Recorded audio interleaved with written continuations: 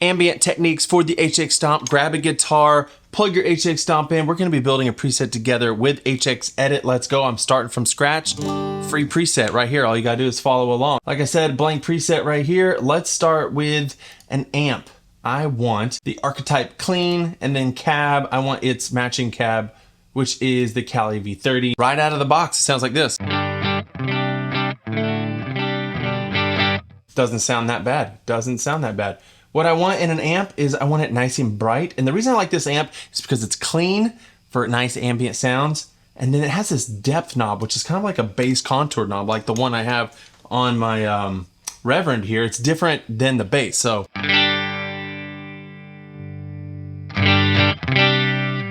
you could dial that in based on the pickups that you're using with your guitar. I hear it making a little noise already, so we're gonna go ahead and turn on the input gate. And honestly, we want it to be bright, but we also want to apply our high cuts because we don't want to get too crazy. That's pretty low. Somewhere around here. I find that if we bring our high cuts down to where things don't get too piercing, and then we bring in some treble, they kind of calm each other. So you get some nice clear high end, but it won't get ice picky. Sometimes I like to run my amps edge of breakup, but in this case, I like it really clean. So I'm actually gonna bring some of this stuff down. We could adjust for different microphones, but I think they picked a good one on here. It has good low end.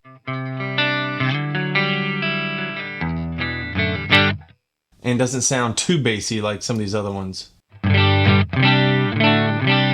It sounds good, but I like the one they had on it. If it ain't broke, don't fix it. All right, the next thing we want to do is reverb. Now, it's never been a better time to be an HX Stomp Helix user because these dynamic reverbs sound amazing. So if we just bring in the dynamic hall, it sounds good right out of the box.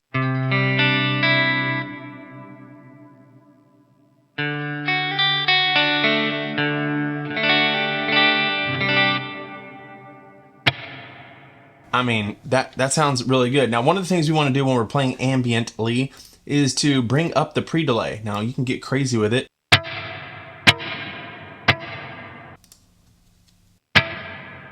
Basically, what you're doing when you bring the pre-delay up is you're separating your tone, your pick attack, from when the reverb swells in. And so a lot of times if the pre-delay is off, there will be no separation at all, and it can get a little bit muddy. So we could even bring the mix up if we want. Now remember that anything over 50%, 50% is 100% mix, and anything after 50% starts teetering towards 100% wet, decreasing your dry tone. So like if I put it 75%, my dry tone is gone. 50% is as much reverb to tone ratio as you can get.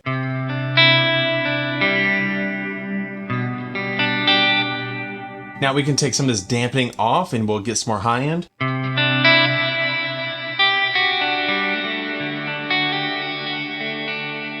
And we may want to do that later. I'm going to bring it down a little bit. I'm going to turn my trails on. That way if we cut it off and we have a nice long decay, it continues to go. But if you turn trails off, it goes right off. I'm gonna go ahead and bring in our first delay. I'm getting stereo everything because this is an ambient preset build. So we'll just see what we can get with all of these stereo effects. This is how I like to set up my transistor tape. I love it because it has wow and flutter. Bring it up pretty high, spread it all the way, headroom all the way up. We don't want any clipping. Turn the trails on again, and we can even bring the mix up. Same deal. If you turn the mix up too high, you'll just get 100% wet. Let's see what that sounds like without the reverb.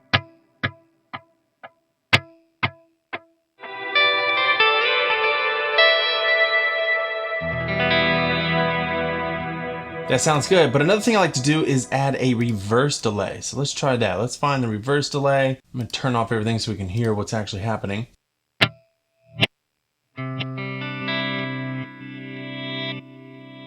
I mean, that sounds cool already. I'm gonna go ahead and switch it to, let's see, how do we want it fast or slow?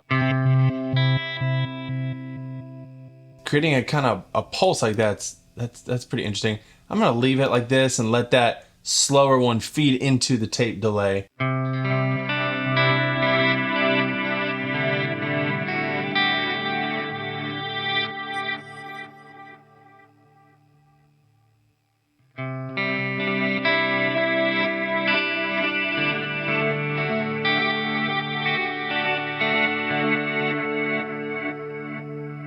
Add the reverb.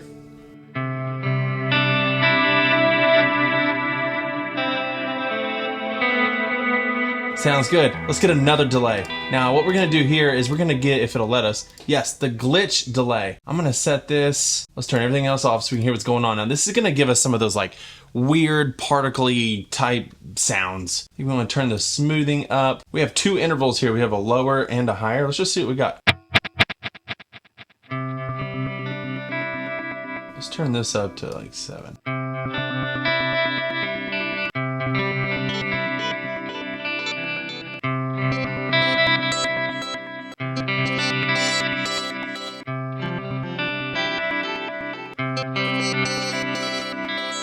I think that sounds pretty cool. Now let's add that in with everything we have.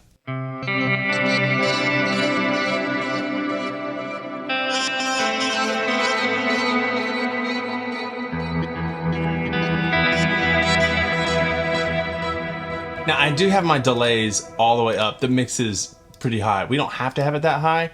And one thing that you can do if you wanted to like leave it like that is we could drag these down and then just put these on a mixer block where we could tell it how much we want of this, so you can, you know, go put everything down to the delays.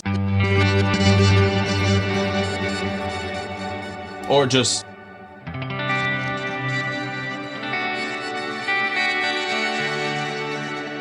that's a good way to change the mix of like multiple effects at a time, and you could set this parameter up on an expression pedal if you had that set up. Before the delays, if they'll let us, I would like to grab, and we don't have to have a stereo one, which is good because we can't get the retro reel here and then really crank up this wow and flutter.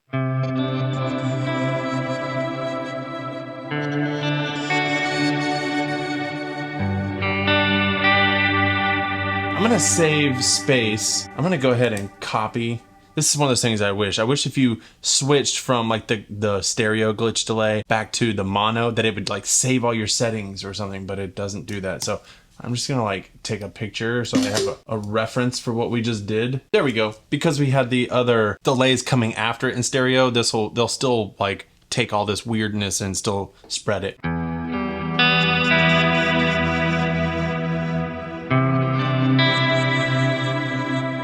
All right, another thing I like to do, and I'm just gonna turn all this off, is you know, you can bring in an actual IR.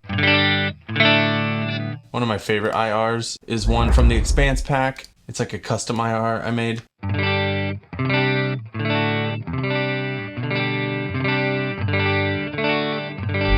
mean, I love that. Does that leave us room? It did. It opened up some stuff for us. So we could do like, I was hoping we could do a boost, but it won't let us. I mean, we could do a drive. Sometimes a good amount of drive can sound really good.